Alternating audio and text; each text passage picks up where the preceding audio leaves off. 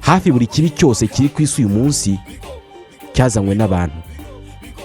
Uratekereza ko bishobora guhinduka?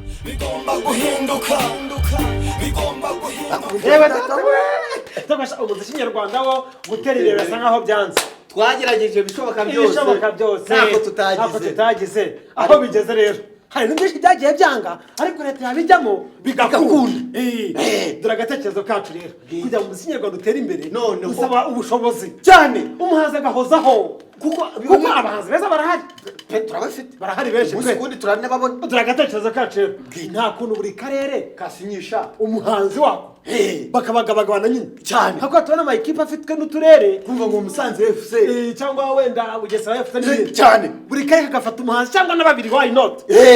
Kakagafata abahanzi babiri bako kasinyishije kaza muri budget y'akarere harimo audio y'uwo muhanzi nziza, video nziza, collabo cyane. Akaba ari ibintu bizwi.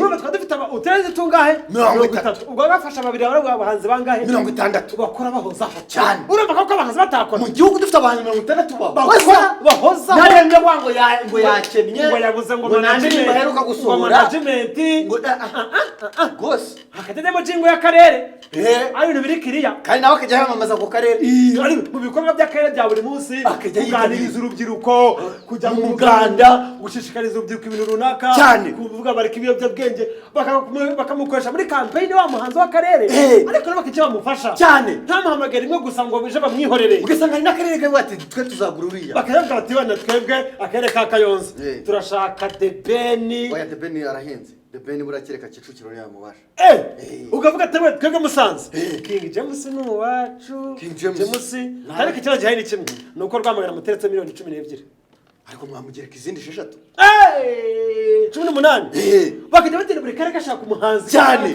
bakamusapotinga uko byagenda kose mamubizi ntihazagira akarere biramutse bibaye bifura akarere avukamo murakaza gose aravuga ati ngende musaza wawe ni waye gose Nyarugenge hande kuba niyo mwamusinyisha ngana gute mwihanagure ndabona ibintu byiza ariko kugira ngo nibura muzika yatitera imbere nagira umuhanzi ukena oya niyo abandi bakwishakisha ariko baba ni 60 kandi byiza bajya bafata mu gihe runaka bakabacutsa bagafata n'abandi kugira n'izindi impano zizamuka cyane zitezwe imbere cyane. se ibintu byiza nagatekereza kacu bwite bitari ibi rwose bigomba guhinduka.